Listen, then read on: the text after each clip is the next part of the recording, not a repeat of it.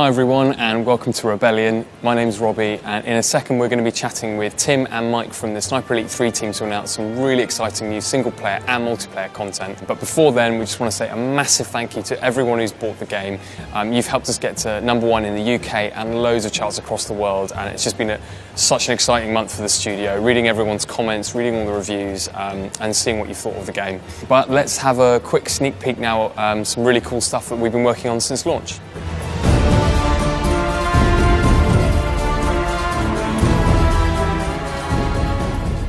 I'm with Mike Howell, the lead designer on Sniper Elite 3, and Mike and I are going to chat to you very quickly about Airfield, which is a brand new multiplayer map. It's going to be free for whatever platform you play Sniper Elite 3 on. And yeah, Mike, could you explain to us a little bit about what we can expect when you're playing Airfield and multiplayer?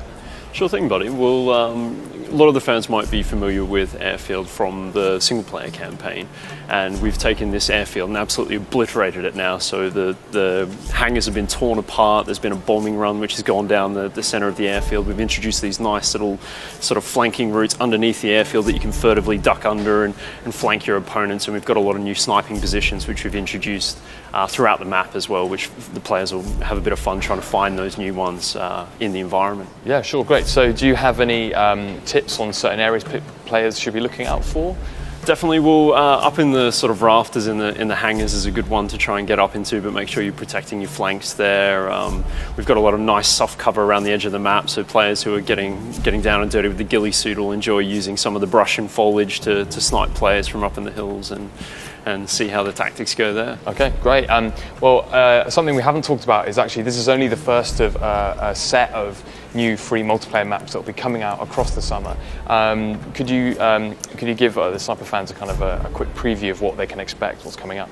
Sure. Well, we've got a very sort of interesting, unique tropical map with a lot of dense foliage, a couple of secret spots around the external perimeter as well. We've got a high altitude map, which is actually kind of 3 spires, and they're separated with the sort of like old ruined sort of dry riverbed and lots of tank carcasses and that sort of thing. And you know, it's really sort of interesting dynamic. We've been playing that with the studio up north, and the final one's kind of just a ruinous sort of battlefield with a bit of a seascape around the outside of it. But again, you know, there's lots of great vantage points for the player to take advantage of there as well. Great, sounds like a lot of fun. Brilliant, thanks Mike. Moving on to single player, we've had a dedicated team of designers working on some brand new single player content for you. It's a 3-part mission series called Save Churchill, and here's Head of Creative Tim Jones to tell you a little bit more about it.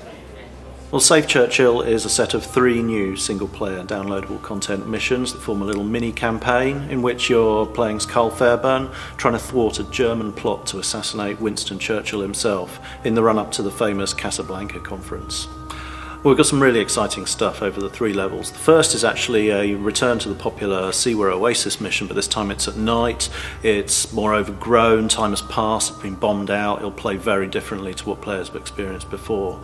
In the later levels, we move into a secret weapons facility. There's like a stunning Colosseum in one of the missions, which is actually the largest environment we've created in any of the Sniper Elite games ever, which, you know, I think is going to blow people away. For experienced Sniper Elite players that have been through the campaign, they'll be looking for some new experiences. So we've got new encounters, new weapons, new unit types, and the new missions I think are really going to feel very different. The first mission is called Save Churchill Part 1 in Shadows. We'll be releasing Parts 2 and 3 later in the summer. So that was a sneak peek at the new Save Churchill missions for Sniper Elite 3, but the only thing we haven't told you is when you're going to get to play all this new content.